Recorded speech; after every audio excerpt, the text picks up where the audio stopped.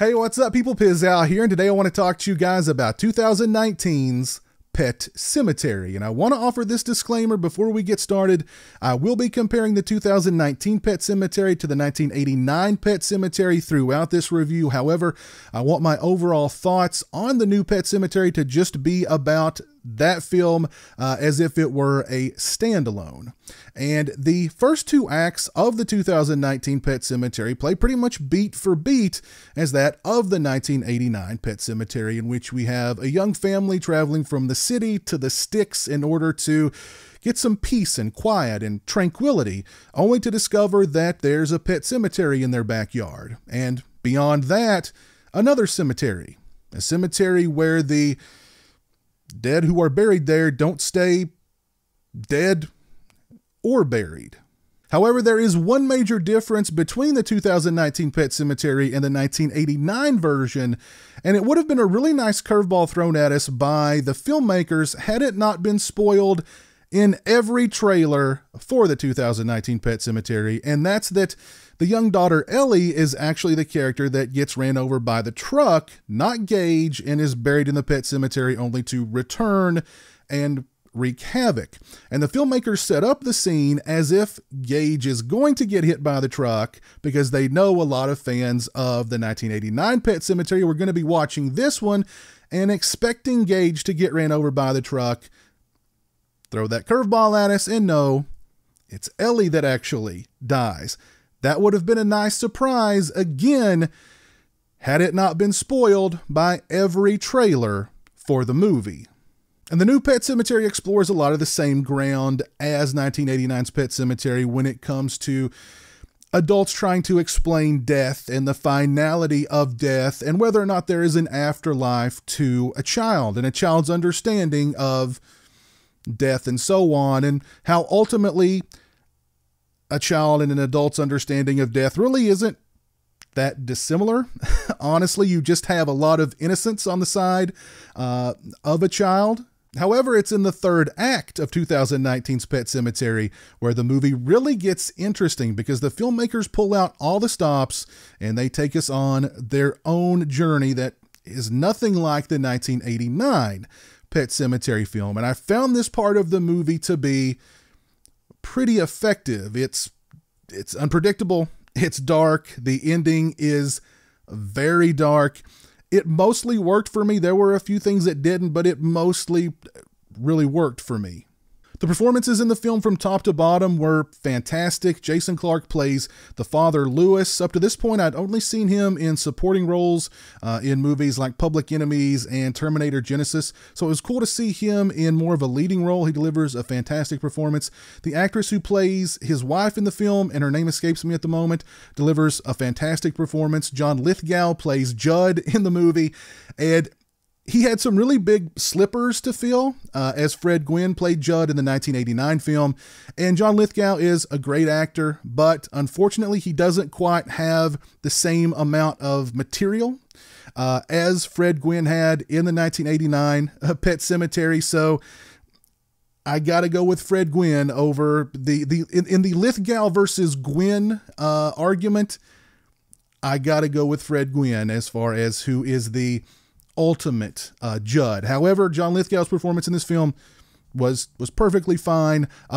Definitely he lacked that very thick Maine accent. Dead is better. However, it's the young actress who plays Ellie who steals this movie in my opinion. When she is the living, sweet, precocious Ellie, she's fantastic. Once she's dead and resurrected and returns as the evil demon Ellie, she's even more fantastic. She really steals this movie, in my opinion. A fantastic performance from that young lady. And there is an absolutely brutal sequence toward the end of the film involving evil Ellie and her mother.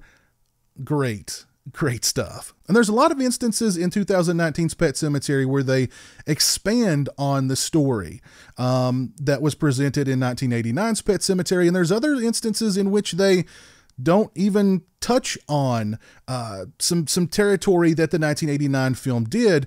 I found it very interesting that they expanded on certain elements. However, I found it very disappointing that there were certain elements of the 1989 film that they didn't really touch at all.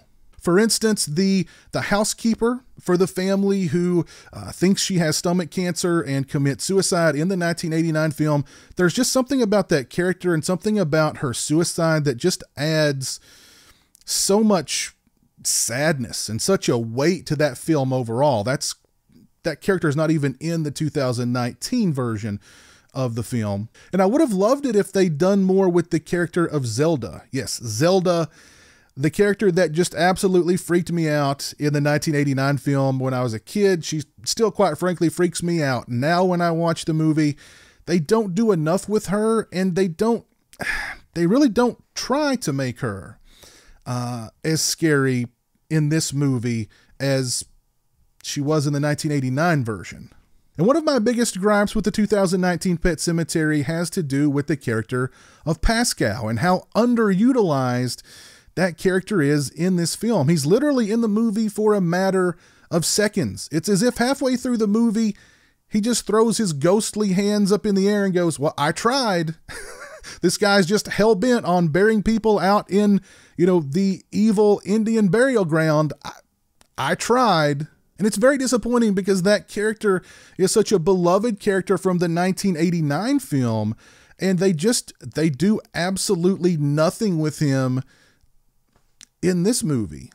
And one thing about the 2019 Pet Sematary that just doesn't really sit right with me is if the character of Judd is guilty of what the movie implies that he is guilty of, and yet he still took Lewis out to the evil burial ground and introduced him and his family to the evil burial ground, knowing just how evil the evil burial ground is, then he is one just rotten SOB.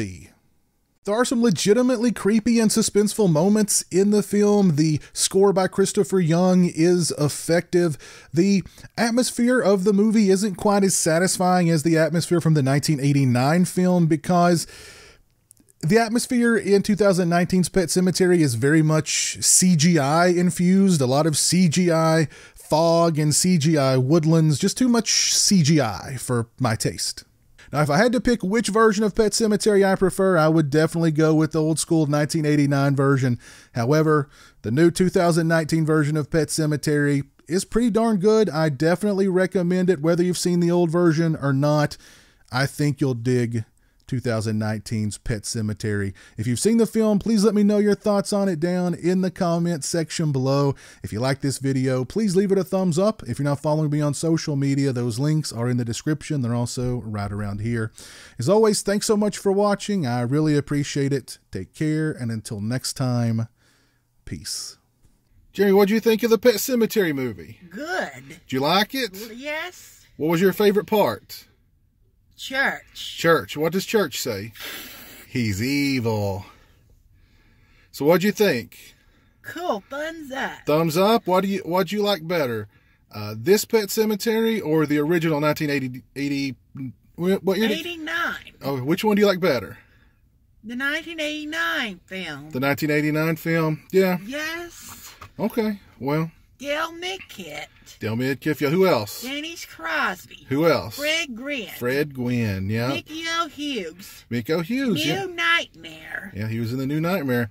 Well, say we'll see you guys later. See you guys later. Say we'll have our full review posted soon. We'll post it soon. Say peace. Peace.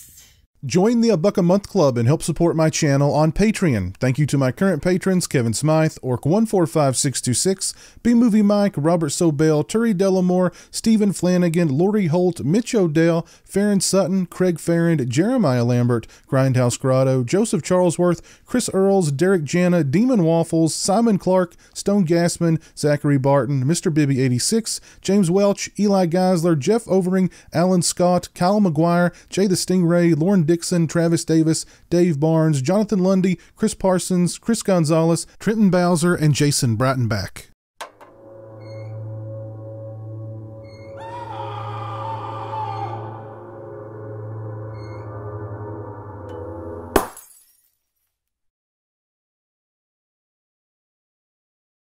Say hello to the internet, Jeremy. Hello to the internet.